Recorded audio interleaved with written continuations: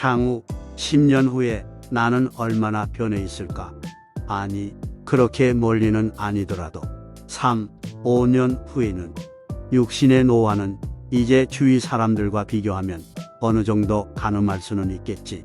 그러나 내면적 사고나 신념, 정신 상태는 지금과 얼마나 변해 있을까? 간혹 일반적으로 노인들의 속성이라고 하는 옹고집, 맹신, 독선, 독단, 파렴치 등과 같은 특징이 내게는 얼마나 스며들어 있을까? 물론 부정적인 현상만 생기는 것은 아닐 것이다. 나이가 들수록 조심성, 신중성, 성찰, 예의, 겸손, 양보 등보다 성숙한 사고와 신중한 행동을 유지하려고 끝없이 노력하시는 본받을 만한 분들도 꽤 있으니까 많은 사람은 자신이 10년 후에도 자신의 정신세계와 마음가짐이 크게 달라지지 않을 것이라 믿는다고 한다. 그러나 오랜 연구와 실험 결과에 따르면 3, 5년만 지나도 자신이 언제 그랬었던가 하며 사고방식이 완전히 달라지고 또 일반적으로 나이가 들어감에 따라 사고력, 판단력 등의 놀라운 정도로 큰 변화가 생기고 있는데도 결코 자신은 그렇지 않으며 자신의 견해와 생각은 항시 옳고 당연하다고 굳게 믿는 고집이 생긴다고 한다. 더욱 큰 문제는 자기와 생각이나 판단이 다른 사람들은 모두 옳지 않은 것으로 간주하며 적대시하기도 하고 대화 중에 버럭 화까지 내기도 한다.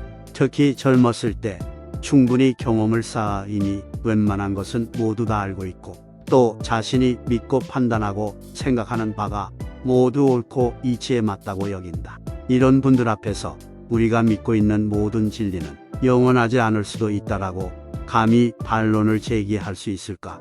아마도 분명히 소용없는 일이 될 뿐이다.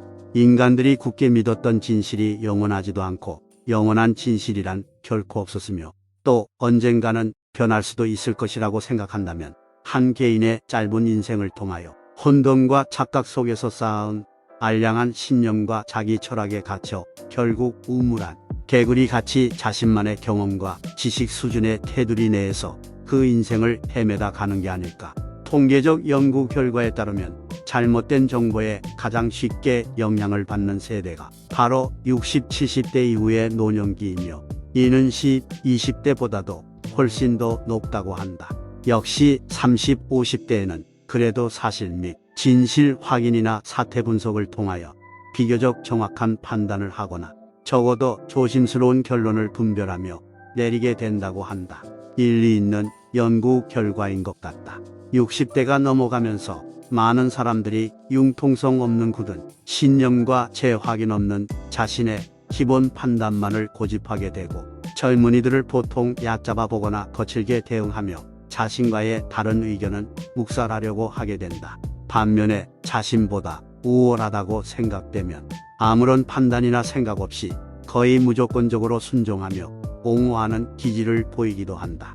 물론 보수 계층으로서의 여러 장점도 많겠지만 혹 이를 감히 보수의 부정적 특징이라고 단정한다면 많은 항의를 받게 되고 또 진보나 좌익이라는 테두리에 가도 심한 비난을 받게 될지도 모르겠다. 요즘 우리는 너무 많은 정보를 인터넷에서 아주 쉽게 얻는다. 역시 이 모든 정보가 사람이 만들어 낸 것으로 그 의도에 따라 오류나 편견이 많이 섞일 수밖에 없다. 또 사실을 확인하지도 않고 다른 이견에 검증도 없이 많은 사람들에게 무분별하게 대량 살포만 되면 누구나 알고 있는 보편적인 정보로 변하여 사실이냐 확신을 갖게 만든다. 이에 나이든 사람들이 그 부정확한 정보의 함정에 빠져드는 결과를 만들어내기 십상이다. 상식적인 정보라고 생각되는 것을 자신만이 모르고 있었던 것으로 여겨 세대들이 떨어진 것이 아닐까 하는 조바심을 갖게 만들 수도 있다. 그래서 그 검증도 안 된 잘못된 정보를 굳게 믿고 주장하고 옹호하기까지도 한다. 결과적으로 젊은이들과 융합되지 않는 견해차가 세대차를 만들어내고 또 겉으로는 아닌 듯하지만 결과적으로 대화의 단절과 따돌림을 당하고 있는데도 센스까지 둔감해진 까닭에 그 사실을 미처 느끼지도 못하고 따라서 물론 자성도 할 수 없게 된다.